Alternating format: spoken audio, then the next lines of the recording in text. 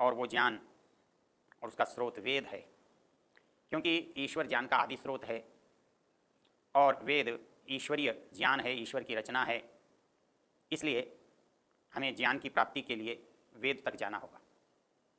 इस बात को समझने के लिए एक संदर्भ हम काम में ले सकते हैं। इस वैदिक साहित्य में एक प्रमुख नाम आचार्य यास्क का है और उनका महत्व इसलिए अधिक है कि जब हम वेद की बात करते हैं, वेद को जानने की बात करते हैं, तो जानने के उपाय के रूप में, रास्ते के रूप में, शैली पद्धति के रूप में जो एक प्रमुख नाम आज हमारे सामने आता है वो यास्क का है। यास्क वेद पढ़ने पढ़ाने वालों के लिए एक मार्गदर्शक का काम करते हैं।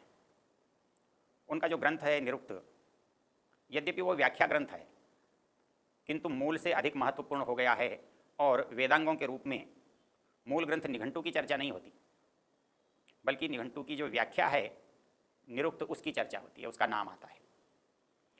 ये निरुक्त आचार्य यास्क की रचना है और इसका प्रमुख जो उद्देश्य है वो वेदार्थ का परिचय है, वेद मंत्रों के अर्थ का ज्ञान है। जब वो ये कहते हैं कि मैं वेद मंत्र के अर्थ को बताना चाहता हूँ इसलिए इसकी रचना कर रहा हूँ, तब वो एक और बात भी कहते हैं। तब वो ये कहते हैं कि मनुष्य को ज्ञानवान होना चाहिए और ज्ञानवान होने के लिए निरुक्त पढ़ना बहुत आवश्यक है। निरुक्त के 2-3 संदर्भ जो ज्ञान से जुड़े हुए हैं वे हमें इस वेद के और हमारे बीच के संबंध पर प्रकाश डालते हैं।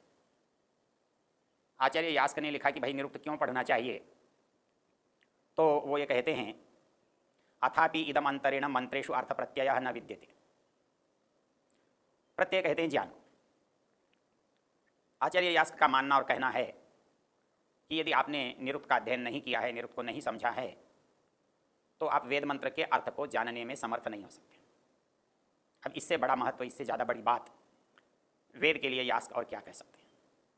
इससे यास्क का ग्रंथ और उनकी जो धारणा है उसके प्रति उनका जो कथन है वो उनकी योग्यता को भी और उनके वेदार्थ ज्ञान की सहायता को भी भली भांति प्रकाशित करता है। उन्होंने कहा अथापि इदम अंतरेण मंत्रेषु अर्थ प्रत्यय न विद्यते। इस निरुक्त के अध्ययन के बिना वेदार्थ की प्रतीति नहीं हो पाएगी, संभव नहीं होगा। और यदि आप अर्थ नहीं जानते तो उसका आप उपयोग कैसे करेंगे, उसका लाभ कैसे उठाएंगे। अर्थम अप्रतीयतः नात्यंतम संस्कार उद्देश्य।